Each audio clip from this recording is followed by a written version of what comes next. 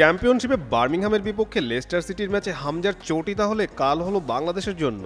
অন্যদিকে ক্লাবের ব্যস্ততায় নেপাল সফরে থাকছে না আরেক প্রবাসী ফুটবলার সমিত সোম। মোটা দাগে এশিয়ান কাপ বাছাইকে সামনে রেখে নেপালের বিপক্ষে দুটি প্রীতি ম্যাচে হামজা চৌধুরী ও সমিত সোমকে ছাড়াই মাঠে নামতে হবে বাংলাদেশকে। কাঠমান্ডুর দশরথী স্টেডিয়ামে নেপালের বিপক্ষে দুটি ম্যাচ অনুষ্ঠিত হবে আগামী 6 ও 9 সেপ্টেম্বর। ফিফা র্যাঙ্কিংয়ে 8 ধাপ এগিয়ে থাকা নেপালকে মোকাবেলা করতে চূড়ান্ত স্কোয়াডে প্রথমবারের মতো ডাক পেয়েছেন ফর্টিস এফসির ডিফেন্ডার আবদুল্লাহ ওমর। এদিকে অনূর্ধ্ব 23 এশিয়ান কাপ বাছাইয়ের দলে থাকায় ফাহমিদুল ইসলাম, শেখ মুরসালিনরা বাদ পড়েছেন নেপাল ম্যাচের স্কোয়াড থেকে।